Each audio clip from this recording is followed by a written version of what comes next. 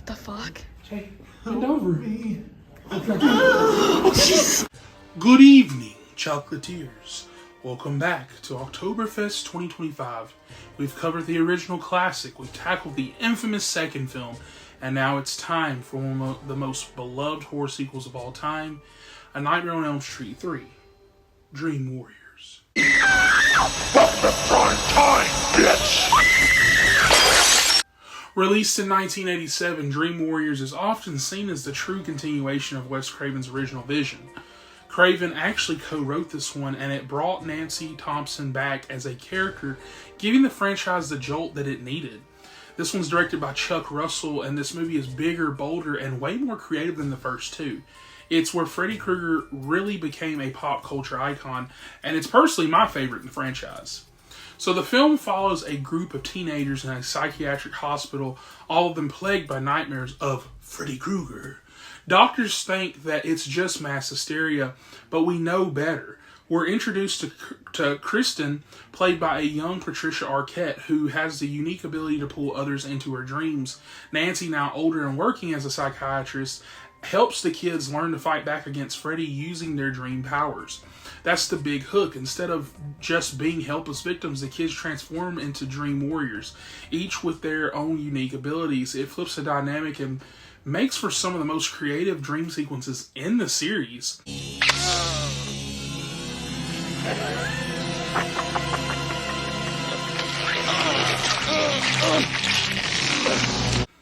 By this point, Robert Englund had Freddy down to a science. Dream Warriors is where Freddy starts delivering one-liners and really shows his personality here.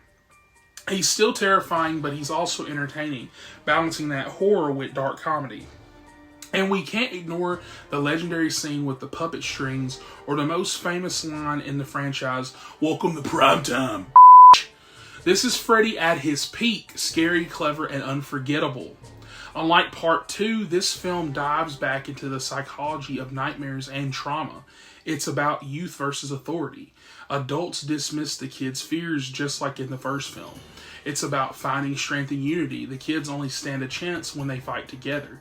And it explores the cycle of Freddy's vengeance, trying to tie in his backstory and setting up more mythology for later sequels.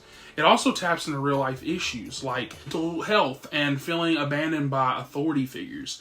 That's exactly what makes it resonate beyond just being a slasher.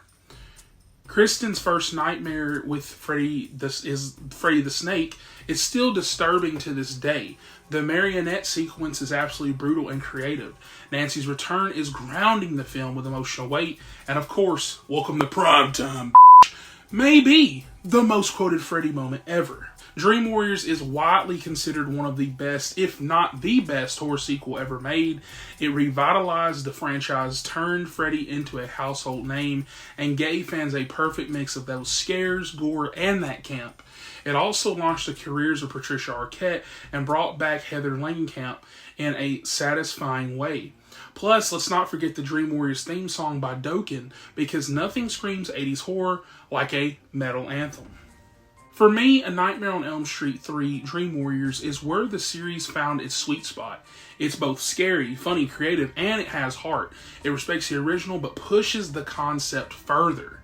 So for me, this is a perfect 10 out of 10. I usually don't give scores on OCTOBERFEST, but just letting you know, for me, this is a perfect film. And it's an absolute blast and one of the best horror sequels ever made. And so with that, that wraps up day 3 of OCTOBERFEST 2025. Freddy is officially a superstar now, and the nightmares are only getting wilder. Tomorrow, we're going to keep the marathon going on strong with a little surprise film in there. Make sure that you like, subscribe, and ring that bell so you don't miss any of these daily OCTOBERFEST reviews. And remember, don't fall asleep. Welcome to prime time, bitch!